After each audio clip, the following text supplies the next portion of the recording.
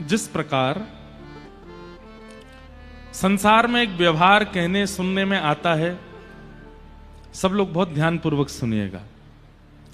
कोई बहुत धनवान होता है तो उसके लिए लोग एक शब्द का प्रयोग करते हैं, बहुत भाग्यशाली है।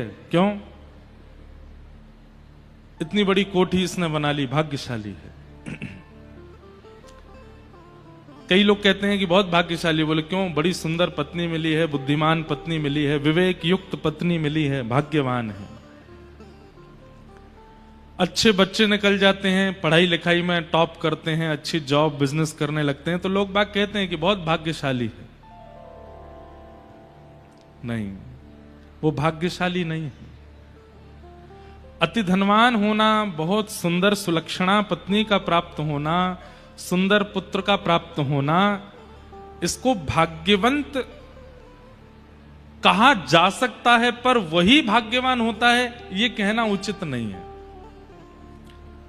उसको आप कह सकते हैं कौन है? बोले प्रारब्धवान है, इसका प्रारब्ध अच्छा है, पूर्व के क्रम अच्छे हैं, कर्म अच्छे हैं, इसलिए ऐसा सब कुछ इसको योग्य मिला है।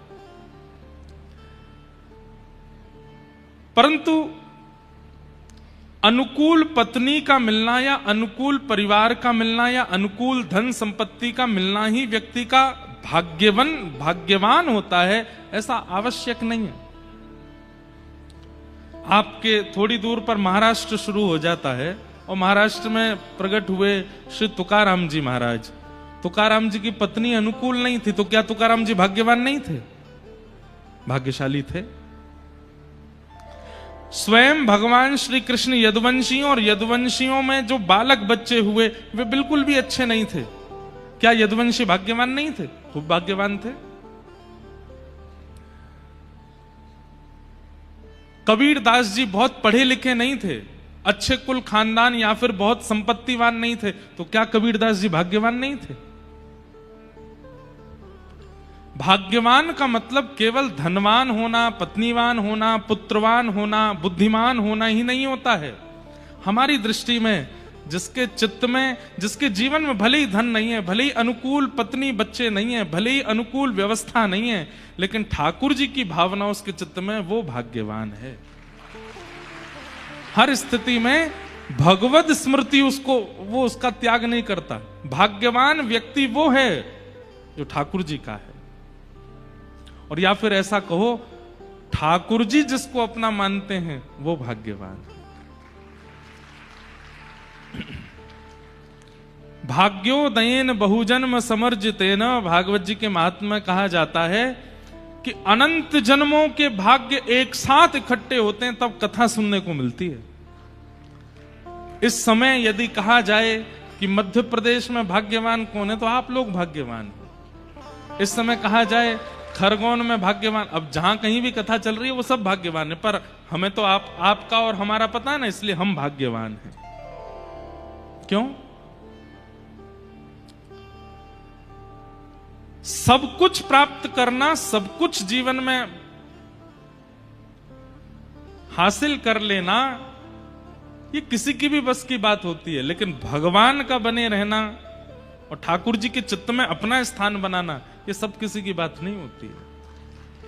ठाकुर जी के चित्त में आपका स्मरण है, आपके चित्त में ठाकुर जी हैं, ये तो सामान्य बात है, पर ठाकुर जी के चित्त में आप हो, ये विशेष बात है।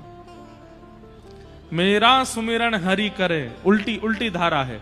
मैं सुमिरन हरि का नहीं करूं, मेरा सुमिरन हरि करे, मैं पावा विश्राम। ठाकुर जी मेरा स्मरण करते हैं। और ठाकुर जी किसका स्मरण करते हैं? जो भागवत है, जो भगवद है।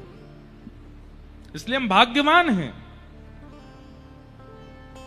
कि हमें कथा प्राप्त हुई है, क्योंकि कथा ही इस योग्य बनाती है कि ठाकुर जी की स्मृति में हम आवे, ठाकुर जी के स्मरण में हमारी गणना हो जाए।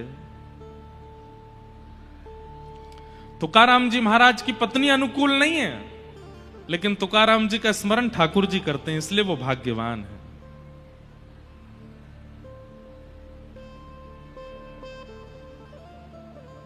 कबीर दास जी की पत्नी अनुकूल है, लेकिन परिवार अनुकूल नहीं है, लेकिन वो भाग्यवान है क्योंकि ठाकुर जी उनका स्मरण करते हैं। मीराबाई राजकुल में जन्मी हैं, मीराबाई का सब कुछ राजकुल राज युक्त है, लेकिन वो इसलिए भाग्यशाली हैं क्योंकि ठाकुर जी उनका स्मरण करते हैं। इसलिए आप भाग्यशाली और मैं भाग्यशाली, क्योंकि इतनी भयावह दुनिया की स्थिति होती जा रही है, फिर भी हम ठाकुर जी का स्मरण कर रहे हैं।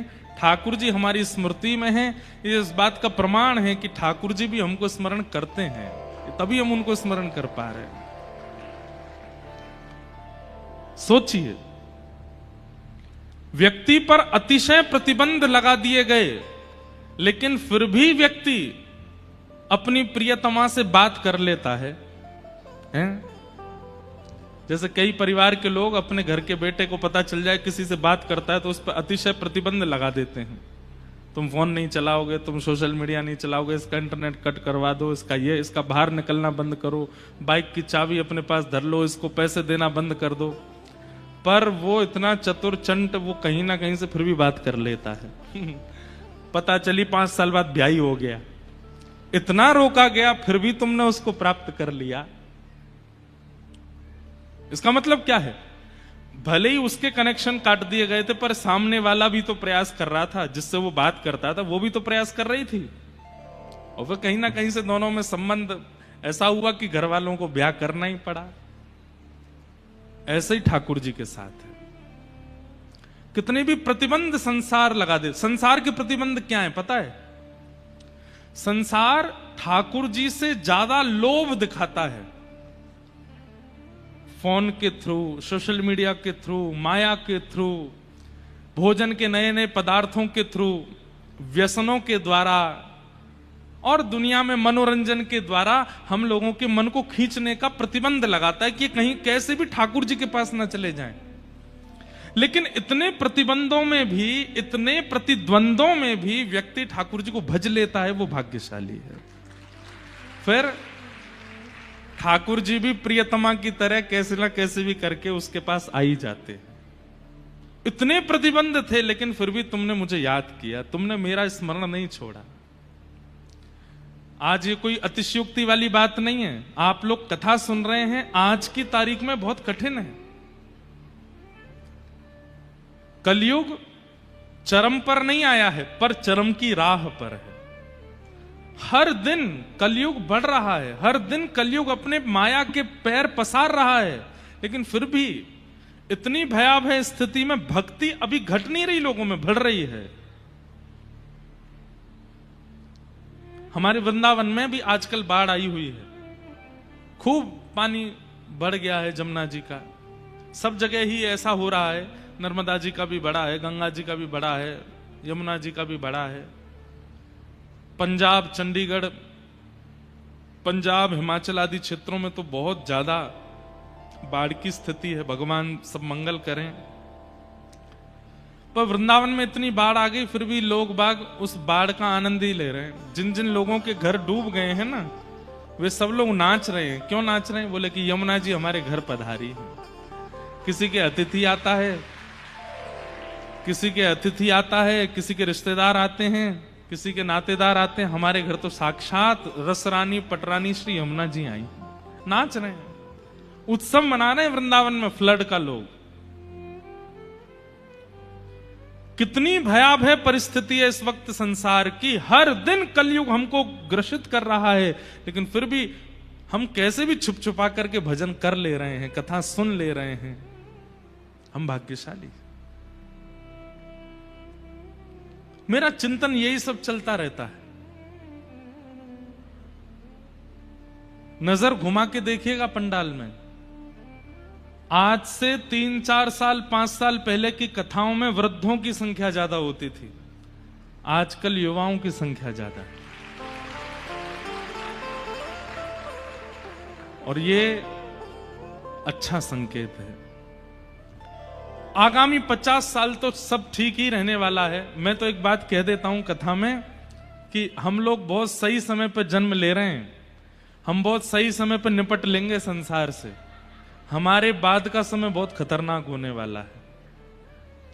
और हमारे बाद नहीं, लेकिन मैं इस बात को बहुत प्रमाणित रूप से कह रहा हूं, अगर हमारी उम्र 80 से ऊपर चली गई तो ये दुर्भाग्य होगा हमारा, क्योंकि 80 के बाद जो हम संसार देखेंगे वो बहुत खतरनाक होगा।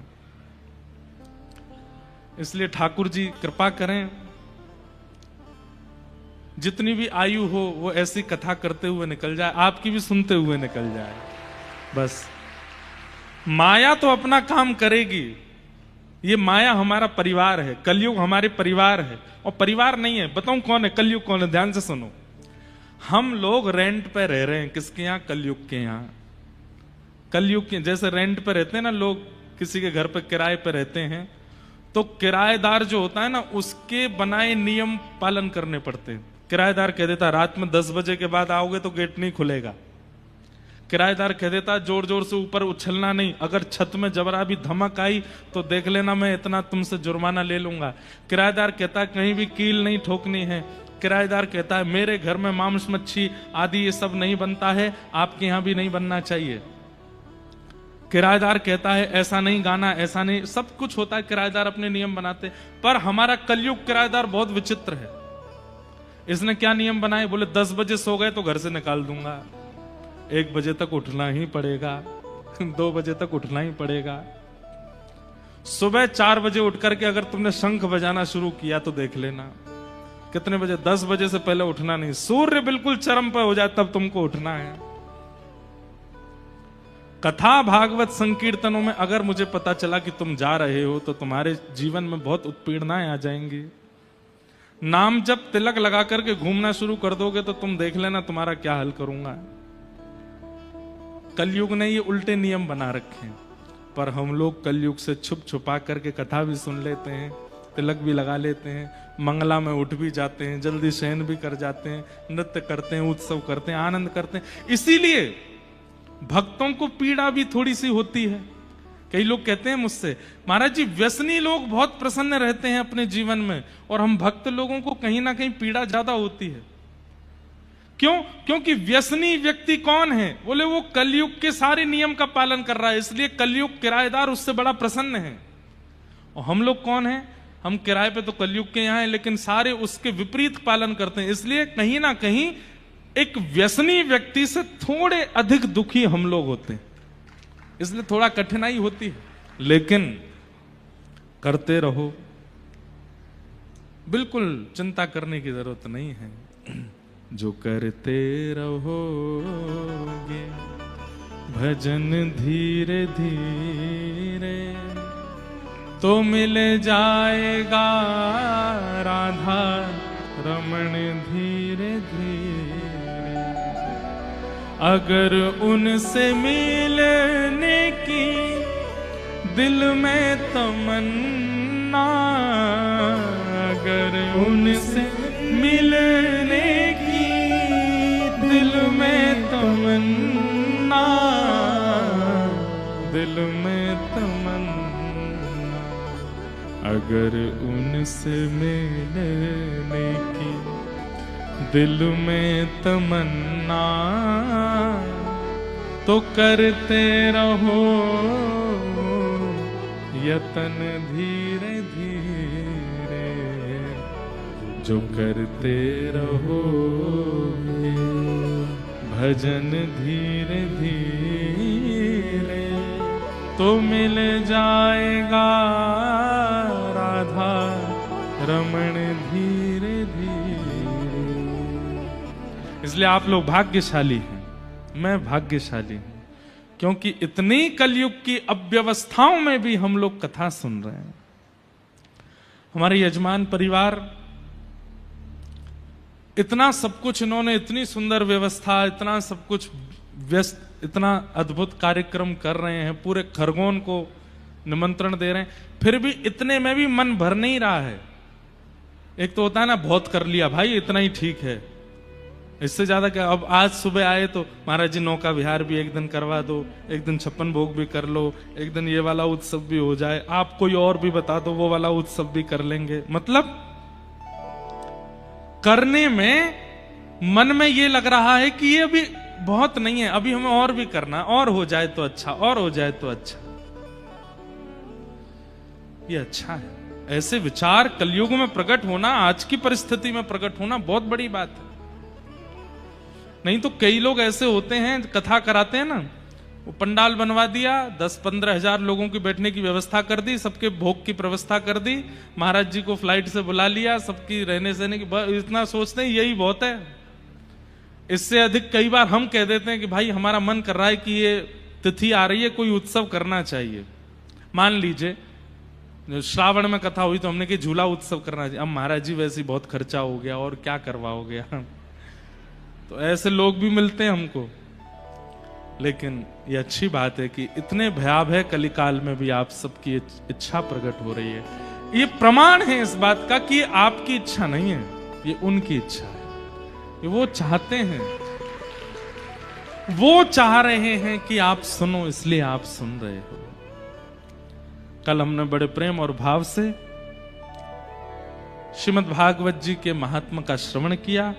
आज से हम लोग प्रथम स्कंद में प्रवेश करते हैं। जन्माद्यस्य यतोऽन्वयादितरतः चार्थे स्वविज्ञस्वराट् तेने ब्रह्म हृदय आदि कवये मुह्यन्ति यत्सूरयः तेजो वारि मृदां यथा विनिमयो यत्र त्रिशर्गो मृषा धाम्ना स्वेन सदा निरस्तकुहकं सत्यं परम धीमहि। भागवत जी के प्रारंभ में सत्य की वंदना की गई। देखिए,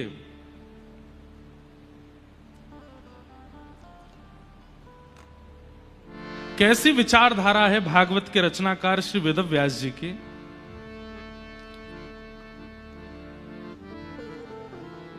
भागवत जी के पहले श्लोक में ऐसी भाव का वंदना की है, ऐसे भाव को वंदन किया है जिसको सब मानते हैं। सब लोग बहुत ध्यान से इधर देखिए, एक एक शब्द बहुत ध्यान से सुनिएगा। देखिए, धन गया तो कुछ नहीं गया, समय गया तो कुछ गया, लेकिन अगर ज्ञान गया तो सब गया। इसलिए ये समय दोबारा पता नहीं कब आएगा खरगोन में, इसलिए एक एक क्षण सुन लीजिए, एक एक शब्द सुन लीजिए। आजकल एक शब्द चलता है ब्रॉड माइंडेड। क्या चलता है?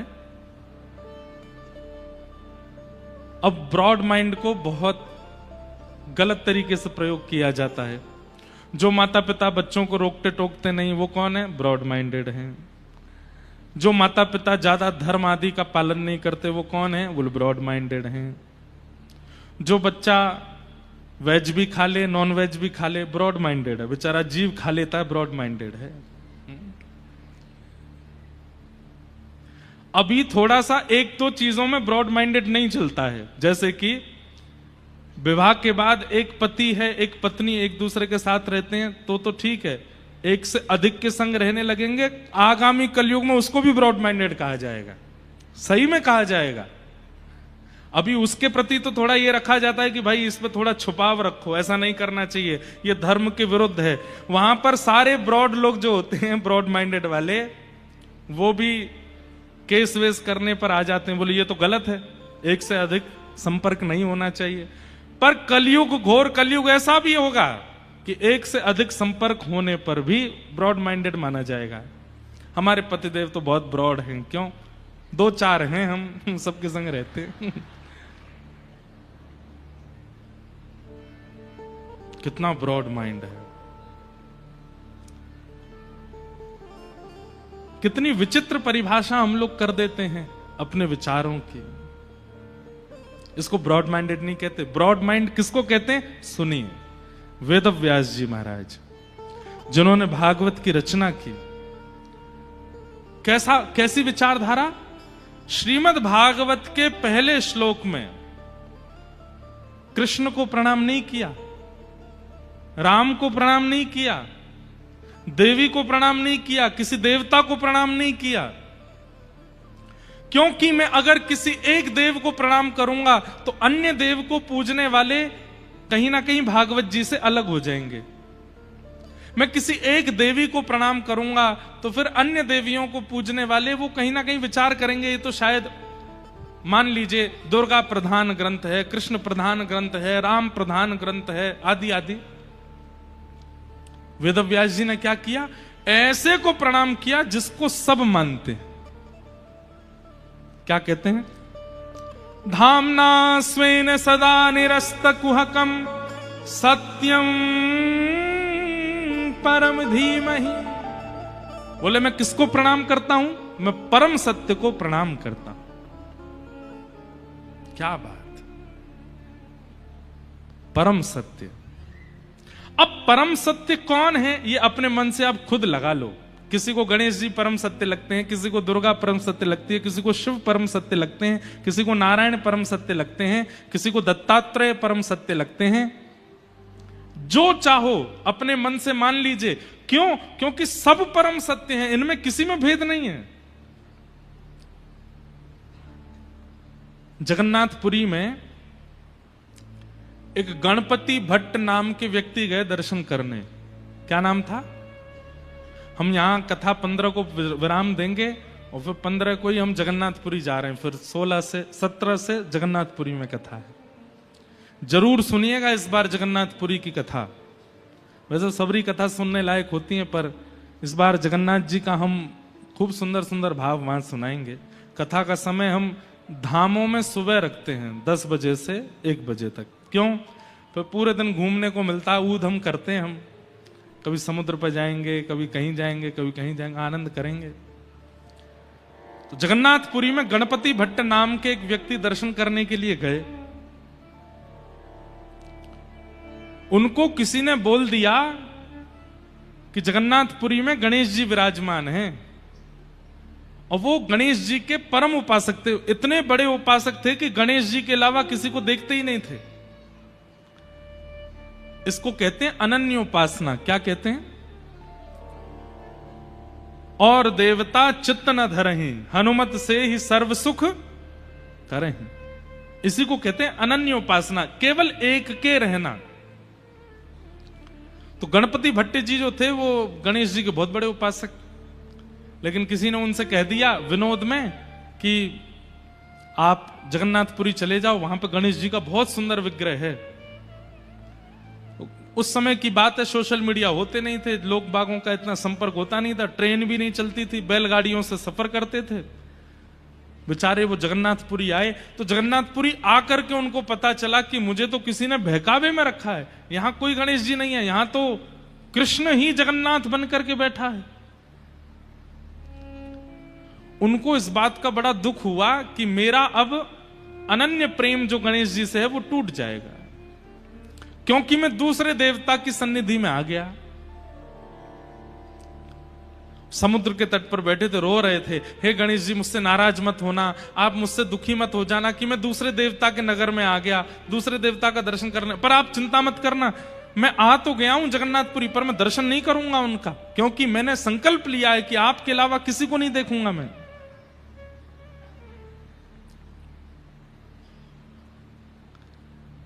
जगन्नाथ प्रभु उनके इस अनन्य भाव से रीझ गए। जगन्नाथ जी के मन में आया कि देखो कैसा भक्त है कि गणेश जी के अलावा किसी को देखेगा ही नहीं। मुझे इसकी अनन्यता प्रिय लगी। और श्री जगन्नाथ जी एक छोटे से बालक का रूप धारण करके गए और समुद्र के तट पर रो रहे गणपति भट्ट जी से जाके बोले, क्यों रो रहे हो आप? स्वयं भगवान गए। तो गणपति भट्ट बोले, चले जाओ यहां से। और मुझे बहका दिया, किसी ने बोल दिया कि यहां तो गणेश जी बैठे हैं, मैं उनका दर्शन करने के लिए आ गया, और मुझे बाद में यहां आके पता चला कि यहां तो छलिया माखन चोर कन्हैया बैठा है। मैं तो सीधे साधे गणेश जी का उपासक हूं, मैं और किसी देवता को नहीं पूजता। मेरी अनन्यता टूट गई, इसलिए मैं रो रहा हूं। तो जगन्नाथ जी बालक के रूप में गए, उसको बोले, अरे भैया किसी ने नहीं बहकाया तुमको, तुम सही आए हो। यहां जगन्नाथ जी साक्षात गणेश ही हैं, और तुमको नहीं विश्वास होता तो एक बार मेरे साथ चल के दर्शन कर लो। नहीं नहीं, मैं दर्शन तो बिल्कुल नहीं करूंगा। क्यों? नगर में आके मेरी अनन्यता टूट गई, दर्शन कर लूंगा तो और अनन्यता टूट जाएगी, बिल्कुल नहीं जाऊंगा मैं।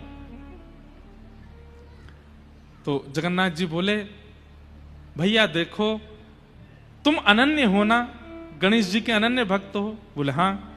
तो गणेश जी के सामने आने पर अगर तुम उनका दर्शन नहीं करोगे तो भी तो अनन्यता छूट जाएगी ना। मैं तुम्हें वचन देके कह रहा हूं कि जगन्नाथ जी गणेश जी हैं, और अगर तुम उनका दर्शन करने नहीं जाओगे तो भी तो तुम्हारी अनन्यता टूट जाएगी। अब तो गणपति भट्ट बोले, आपने तो मुझे अब दुविधा में डाल दिया, अब मैं क्या करूं? तो बालक बोला, एक काम करो, तुम आंख पे पट्टी बांध के चलो और जा करके उनका स्पर्श करके देख लेना।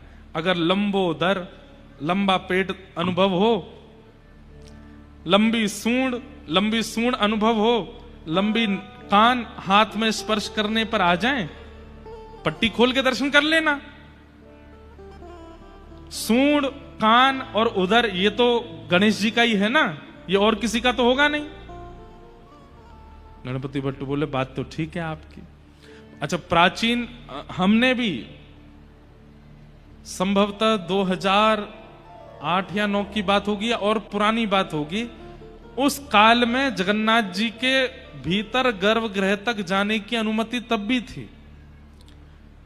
एक समय होता था दिन भर में हर दर्शनार्थी भीतर जाते थे और भीतर जाकर के जिस वेदी पर जगन्नाथ जी बैठे हैं उस वेदी की परिक्रमा करके निकलते थे बाहर।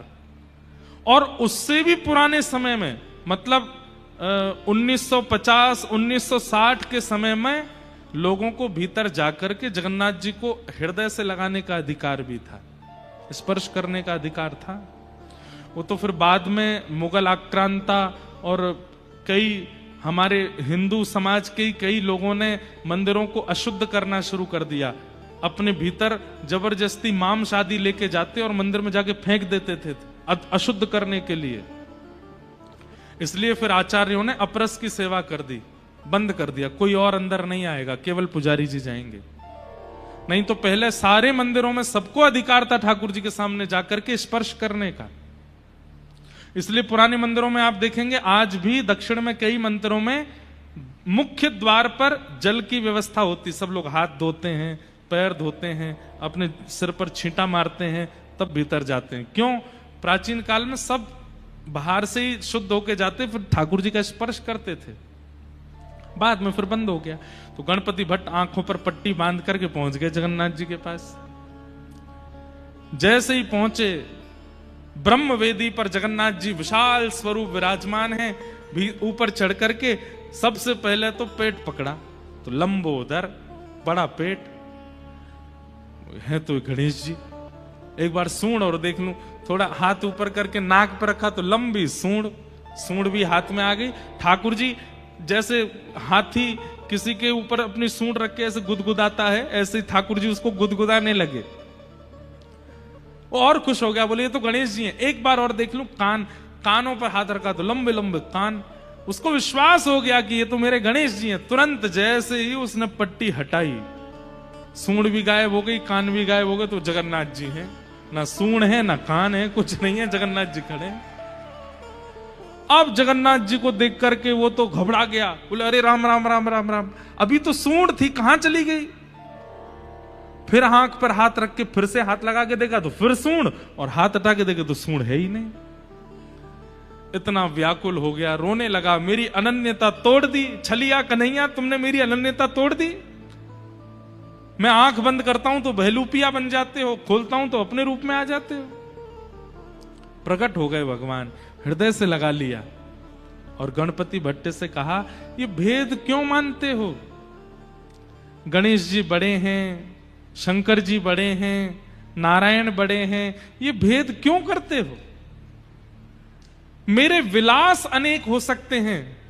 मुझे जब सृष्टि का संहार करना होता है तो मैं ही महादेव के रूप में आ जाता हूं। मुझे जब किसी के कार्य को पूर्ण सिद्ध करना होता है तो मैं ही गणपति बन जाता हूं। मुझे जब लोक संहार करना होता है तो मैं ही दुर्गा बन जाता हूं। और मुझे जब प्रेम उपासकों का प्रेम स्वीकार करना होता है तो मैं ही कृष्ण रूप में आ जाता हूं। ये मेरे ही विलास हैं, मुझ में और समस्त देवी देवताओं में कोई अंतर नहीं है। इसलिए भेद मत मानो। और उस दिन ठाकुर जी ने नियम ले लिया कि आज के बाद जगन्नाथपुरी में स्नान पूर्णिमा के दिन ठाकुर जी 108 कलशों से स्नान करते हैं और स्नान करने के बाद फिर गणेश जी का रूप धारण करते हैं। आज भी सूंड कान गणपति भट्ट की स्मृति में महाप्रभु जगन्नाथ जी का गजानन भेष होता है, हाथी बनते हैं ठाकुर जी गणपति भट्ट के लिए। ठाकुर जी से ज्यादा ब्रॉड माइंडेड कौन होगा? सबरे देवी देवता स्वयं ही हैं, लेकिन सबके अलग अलग रूप धारण करके सब में पूजन कराते हैं। वेदव्यास जी महाराज ने विचार किया, मैं किसी अन्य एक देव का अगर स्मरण करूंगा तो हम लोगों की विचारधारा में आएगा कि भागवत में सबसे पहले श्लोक में इस देवता की वंदना है, इसका मतलब ये देवता सबसे बड़े हैं, और हम बाकियों में भेद दृष्टि रखने लगेंगे। और दूसरी बात, जो अन्य देवी देवताओं के उपासक हैं वे लोग सोचेंगे कि ये तो कृष्ण का ग्रंथ है, हमको क्यों सुनना है, ये तो राम जी का ग्रंथ है, हमको क्यों सुनना है। और मैं तो कहूं हिंदू सनातनी धर्मावलंबी नहीं है, अन्य अन्य धर्म पंथों के भी अगर हैं तो वे लोग तो विचार करेंगे ये तो सनातनी धर्मों का है, हम लोग क्यों जाएं। हम लोग बाइबल पढ़ने वाले, कुरान पढ़ने वाले, हम भागवत जी के आश्रम में क्यों जाएं। इसलिए वेदव्यास जी ने विचार किया कि मैं ऐसी वंदना करूं कि जिसको सब पूजते हैं और सबका पूजनीय सत्य है। कुरान पढ़ने वाले भी सत्य को मानते हैं, बाइबल पढ़ने वाले भी सत्य को मानते हैं, बौद्ध धर्मावलंबी भी सत्य को मानते हैं, और हिंदू वैदिक सनातन धर्मी भी सत्य को मानते। और कहां तक कहूं, जो किसी धर्म को नहीं मानते उनको क्या बोलते हैं? जो किसी धर्म को नहीं मानते उनको क्या बोलते हैं? क्या बोलते हैं? नास्तिक। अंग्रेजी में क्या बोलते हैं? हाँ? एथिस्ट, नास्तिक, एथिस्ट। जो नास्तिक है वो भी सत्य को मानता है। जो किसी देवता को पूजता नहीं है, जो किसी धर्म का पालन नहीं करता, वो भी सत्य का वंदन करता है। इसका मतलब नास्तिक भी चाहे तो कथा सुन सकते हैं, धर्मावलंबी चाहे तो कथा सुन सकते हैं, हमारे मुस्लिम भाई चाहे तो वो भी कथा सुन सकते हैं, हमारे ईसाई चाहे तो वो भी कथा सुन सकते हैं, क्योंकि श्रीमद् भागवत सबके लिए है, ये किसी एक धर्म व्यक्ति के लिए नहीं है। इतना ब्रॉड माइंड किसी का नहीं है, बुरा नहीं मानिएगा। कुरान में या बाइबल में जो उनके धर्म का पालन नहीं करते हैं उन लोगों को देखना भी पाप बताया गया है। अन्य धर्म पंथों में जो उनके धर्म पंथ का पालन नहीं करता, ऐसे व्यक्ति से मिलना देखना भी कहीं ना कहीं उसको पाप बताया गया। पर हमारे वेदव्यास जी महाराज को देखो, जो भी सत्य को पूजता है पूरे विश्व में वो सब ही इसके अधिकारी हैं, वो सब आकर के इनका वंदन कर सकते हैं। ये भागवत जी। अरे कहां तक कहें, सत्य को जानवर भी मानते हैं, सत्य को जानवर भी स्वीकार करते हैं। आप कहेंगे कैसे? रात्रि होती है तो कई जानवर सो भी जाते हैं, और दिन होता है तो कई पक्षी चहकने लग जाते हैं। क्यों? वे भी दिन को स्वीकार करते हैं, रात्रि को स्वीकार करते हैं, भोजन को स्वीकार करते हैं, वंशवर्धन को स्वीकार करते हैं। ये सब सत्य है। इसे कहते हैं ब्रॉड माइंड, जहां सबका अधिकार है, जहां सबको आना चाहिए।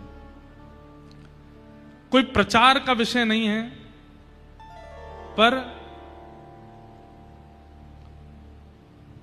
अभी हमने दीक्षा देना प्रारंभ किया 2 महीना पहले, और दीक्षा कोई हम अपना शिष्य नहीं बनाते हैं, अपनी परंपरा में उस व्यक्ति को अपनी परंपरा का पालन करना सिखाते हैं। कि रामानुजाचार्य जी, यामुनाचार्य जी, सटकोप स्वामी जी, इस परंपरा में जो आचार्यों की प्रणाली है उस प्रणाली से तुम चल करके तुम भी भगवत प्राप्ति करो। हिंदुओं ने तो ली है दीक्षा, मुस्लिमों ने भी दीक्षा ली, और हमें कैसे पता चला?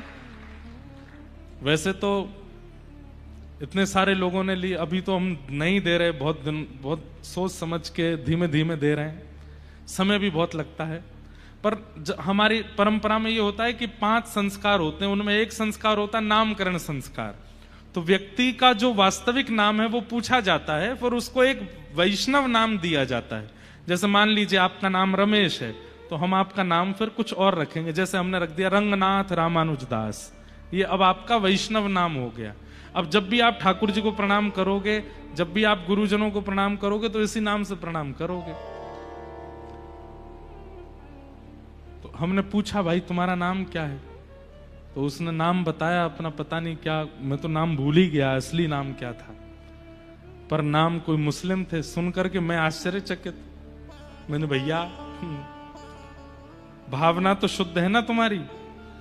तो उसने कहा महाराज जी मुझे पूरा गीत गोविंद मंगल गीत याद है, और आप कथा प्रारंभ करते समय जो मंगलाचरण बोलते हैं, श्रीमते रामानुजाय से लेकर के जय जय श्री राधा रमण जय जय नवल किशोर, कथा में प्रारंभ में जो हम 4-5 श्लोकों का मंगलाचरण करते, पूरा श्लोक याद है मुझे, गीत गोविंद पूरा याद है मुझे, गोपी गीत पूरा याद है।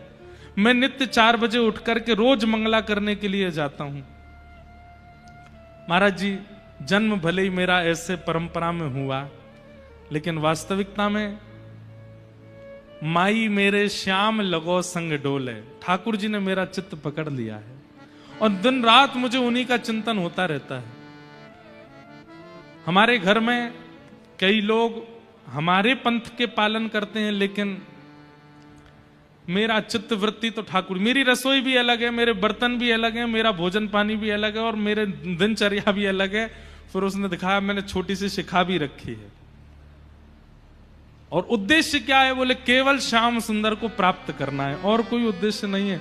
जैसे रसखान को मिल गए, जैसे ताज बेगम को मिल गए, जैसे काले खां को मिल गए, जैसे ताज खान को मिल गए, ऐसे मुझे भी मिल जाए, बस ये प्रार्थना। फिर हमने उसको दीक्षा दी, उसका नाम रख दिया गिरधर प्रियदास। क्या नाम रखा? गिरधर प्रियदास।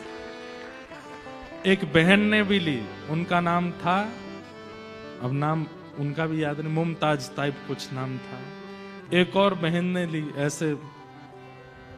तो फिर उनके ये प्रश्न करने पर कि हम कोई पाप तो नहीं कर रहे, हमने कहा देखो वेद व्यास जी महाराज ने भागवत जी के प्रथम श्लोक में सत्यम परम धीमहि कहकर के कह दिया कि यहां आने का अधिकार सबका है, यहां सुनने का, इस धर्म को पंथ को पालन करने का अधिकार सबका है, जो करना चाहे, दबाव में नहीं, प्रियता से अगर कोई आना चाहे तो उसको आने का अधिकार है।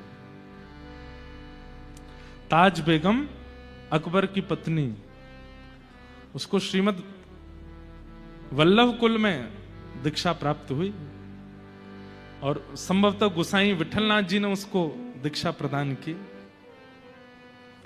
ऐसे अनेक हमारे यहां हुए हैं आचार्य चरण, जिन्होंने अन्य पंथों के लोगों को भी दीक्षा देकर के भगवत अनुरागी बना दिया।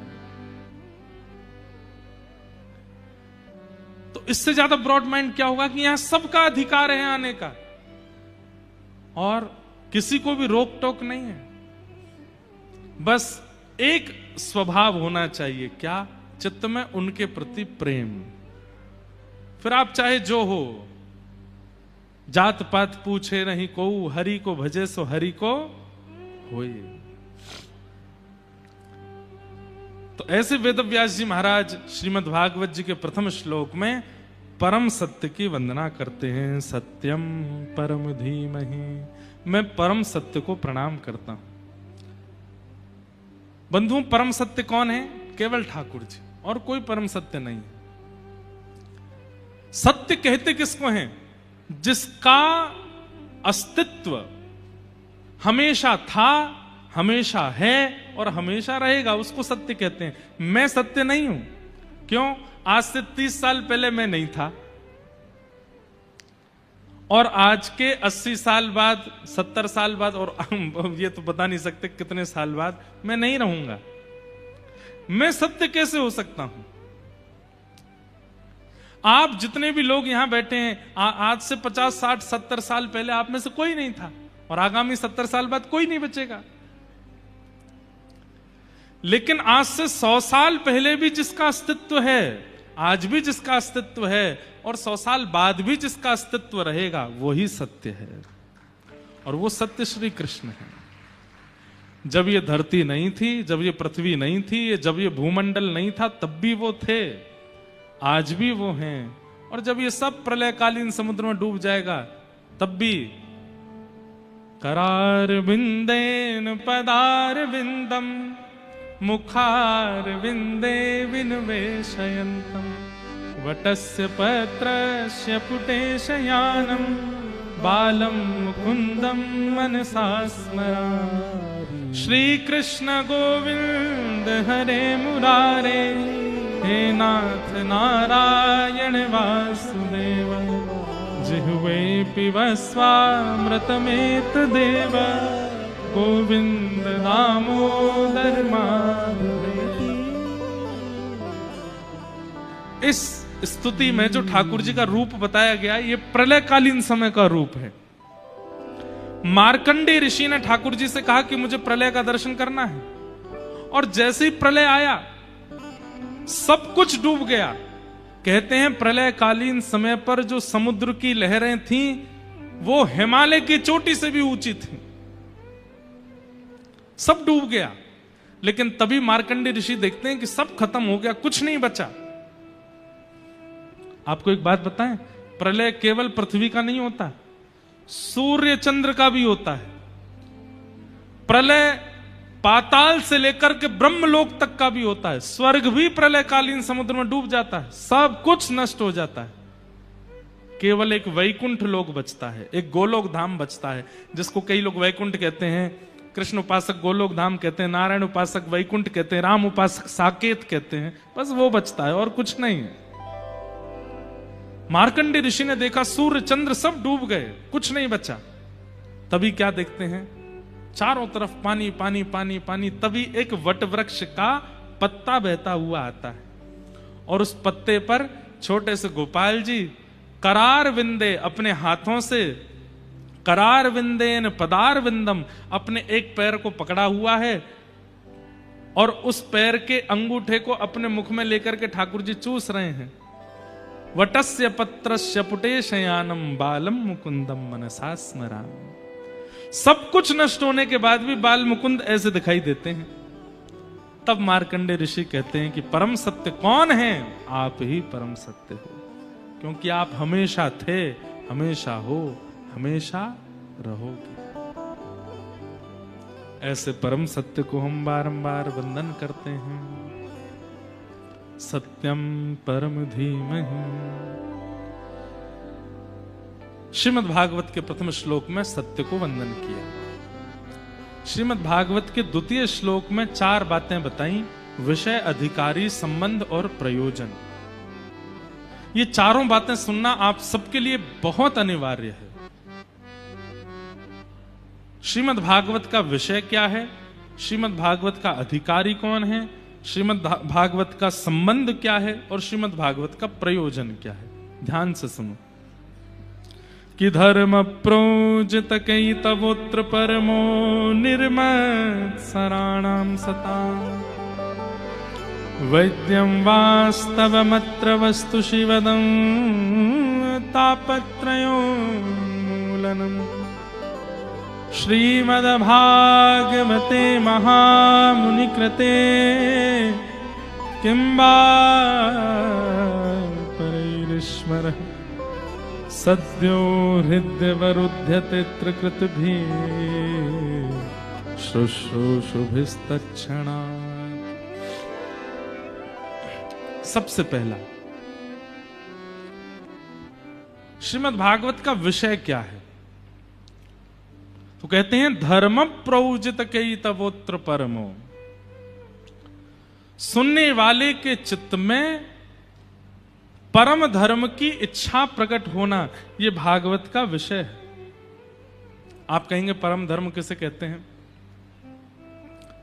जब तक आपको अपने शरीर की चिंता है और उस शरीर की चिंता के लिए आप कर्म करते हो, वो धर्म कहलाता है।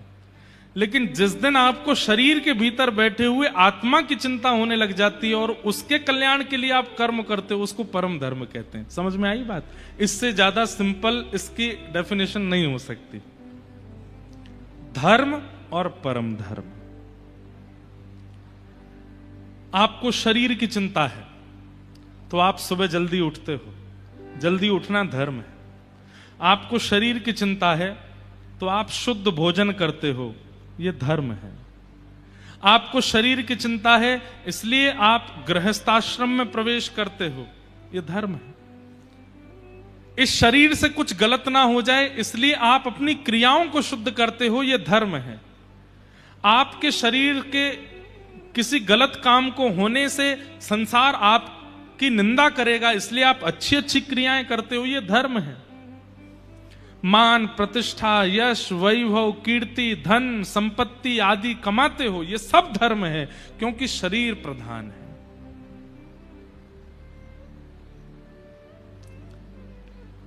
शरीर प्रधान मान करके धर्म के अंतर्गत जो भी आप कृत्य करते हो वो सब कुशल माने जाते हैं। लेकिन कई बार धर्म से परे जब आप क्रिया करने लग जाते हैं, अपने शरीर को केंद्र में रख के, वो पाप कहलाता है। जैसे 10 बजे से लेकर के और 12 बजे तक के बीच में आपको सो ही जाना चाहिए। हम ही नहीं सोते, लेकिन हम आपको बता रहे हैं। हमारा ना सोने का कारण दूसरा है, क्योंकि भागदौड़ी इतनी रहती है, जब आते हैं कथाओं में तब सोते हैं, नहीं तो भागदौड़ी चलती रहती। लेकिन एक बात सुनिएगा, बहुत ध्यान से सुनिएगा, 10 बजे से लेकर 12 बजे तक के बीच में सोना ये आपके शरीर की अनिवार्यता है। 10 बजे के बाद शरीर आपको इंडिकेट करने लगता है, अब मुझे बेड पे ले चलो, अब मुझे सुला दो, अब इससे ज्यादा मेरी क्षमता नहीं है। लेकिन आप क्या करते हैं, पार्टी हो रही है, नए नए कपड़े पहनते हैं, नए नए कपड़े पहनकर शरीर उस समय भी कह रहा था भाई थोड़ी नींद सी आ रही है, थक गया हूं मैं, सुला दो, सुबह देर तक सो लेना, अभी पार्टी में जाना है। और रात में ले गए शरीर को, पार्टी में ले गए, अब वहां पहुंच गए, शरीर बोला थोड़ी देर नाच कूद करके चल दे वापस। नए नए पानी की बोतलें रखी हैं, ये पीनी है, और तुझे पीनी पड़ेंगी। थोड़ी बहुत पिला दी, शरीर कहता बस भैया मेरी क्षमता नहीं है, अब मत पिलाओ, और पिया और पिला और पिला। शरीर कहता अब मेरे वश में तो नहीं हूं मैं, अब तू देख नाली में गिरने वाला है, गिर जाएगा। फिर उसको 4 लोग उठा के ले जाते हैं। अब देखो अतिशय पीने वाला व्यक्ति के नाली में गिर जाता, उसको नाली भी ऐसे लगा, आहा कितनी सुंदर सुगंधी आ रही है इसमें से। क्यों? क्योंकि शरीर सेंसेस खो देता है, सुगंधी लेने का सेंस चला जाता है, अच्छे बुरे का सेंस चला जाता है। जिसके सामने सत्य नहीं बोलना था उसके सामने बोलने लग जाता है व्यक्ति, और जिसके सामने असत्य बोलना नहीं था उसके सामने असत्य बोलने लग जाता है व्यक्ति। कई बार तो माताजी ही पत्नी लगने लग जाती हैं, पिताजी मित्र लगने लग जाते हैं, उन्हीं से गलत व्यवहार। क्यों? शरीर वो नहीं चाहता था, आपने जबरदस्ती उससे करवाया। मतलब एक दायरे में रह करके जब आप शरीर को प्रधान मान करके कर्म करते हैं तो वो धर्म कहलाता है, और फिर उस दायरे से निकल करके जब आप कर्म करने लगते हैं वो अधर्म कहलाने लगता है, वो पाप कहलाने लगता है। तो शरीर को केंद्र मान करके जब आप क्रिया करते हैं वो धर्म है। लेकिन एक दिन आता है, आपकी चिंता होती है, मैंने शरीर को तो व्यवस्थित किया, लेकिन मेरे भीतर जो विराजमान अंतरात्मा है, वो चित्त वृत्ति है, उसके कल्याण के लिए मैं क्या करूं, उसका कल्याण कैसे हो। और उसकी कल्याण की भावना जिस दिन से प्रारंभ हो जाती है तब उसको परम धर्म कहते हैं, वो परम धर्म कहलाता है। स्वामी विवेकानंद वो धार्मिक नहीं थे, वो परम धार्मिक थे। क्यों? अच्छा एक परिभाषा और सुनो, धार्मिक व्यक्ति जो होता है वो केवल अपने कल्याण तक रहता है, पर परम धर्मावलंबी व्यक्ति जो होता है वो अपना तो कल्याण करता ही है, अपने साथ साथ समूह का भी कल्याण कर देता है, वो परम धर्म कहलाता है। समझ में आई बात? परम धर्म की 2 परिभाषाएं मान लीजिएगा। पहली परिभाषा अपने चित्तवृत्ति का कल्याण, और परम धर्म की दूसरी परिभाषा अपने साथ साथ अनेकों का कल्याण। ये दो भावनाएं जिसके चित्त में प्रकट हो जाएं वो परम धर्मावलंबी है, और ये दो भावनाएं प्रकट करवाना ये भागवत जी का विषय है। समझ में आई बात? नहीं, ताली कोई प्रमाण थोड़ी है इस बात का कि समझ में आ गई बात। कई लोग तो ऐसे हैं, वो नीचे देखते रहते हैं, पता चली बगल वाले ताली, हाँ हाँ वाह बहुत अच्छे, सब ने ताली बजाई तो हम भी बजा दें। सप्ताह पूर्ण होने के बाद में आपके चित्त में ये दो भावनाएं अगर प्रकट नहीं होती हैं तो आपने कथा नहीं सुनी है, आपने समय का व्यय किया, आपने धन का व्यय किया, आपने परिस्थिति का व्यय किया, आपने कथा का व्यय किया, लेकिन आपने वो प्राप्त नहीं किया जो व्यय करने पर प्राप्त होना चाहिए। तो कथा पूर्ण हो उस दिन के बाद ये दो भावनाएं चित्त में आनी चाहिए। पहला स्वतः के चित्त वृत्ति का कल्याण, और दूसरा अपने साथ साथ अनेकों का कल्याण। ये दो भावनाएं आपके चित्त में प्रकट हों तो समझिए आपने कथा सुनी। हमारे श्रीमद् रामानुजाचार्य जी महाराज अपने गुरुदेव के पास अनेक बार गए कि आपने जो मुझे मंत्र दिया है इसकी विधि मुझे बताइए। उनके आचार्य चरण ने जब विधि बताई तो विधि बताने से पहले बोला कि इस मंत्र को सबके सामने मत बोलिएगा। सब जगह परंपरा है कि गुरु मंत्र का उच्चारण सब जगह नहीं करना चाहिए।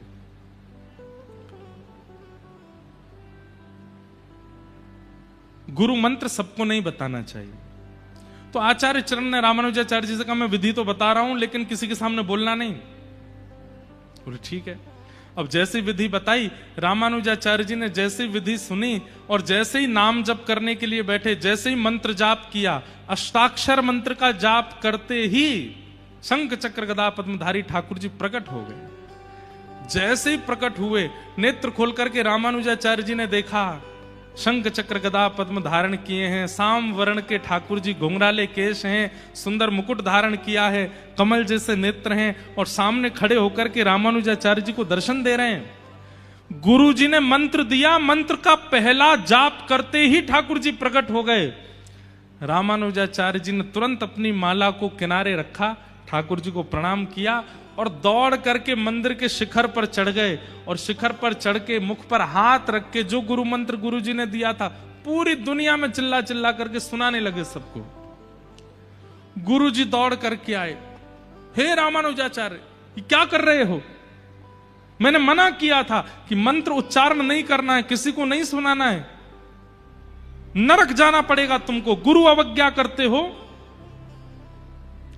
रामानुजाचार्य जी नीचे उतर के आए, गुरुदेव के चरणों में प्रणाम करके कहा, हे नाथ, आपने जैसे ही मुझे मंत्र दिया, मंत्र उच्चारण करते ही मुझे ठाकुर जी का अनुभव हो गया, तो मैंने मन में विचार किया कि जिस मंत्र को प्राप्त करते ही ठाकुर जी का दर्शन हो जाता है वो मंत्र गुप्त नहीं रखना चाहिए, वो तो सबको बता देना चाहिए।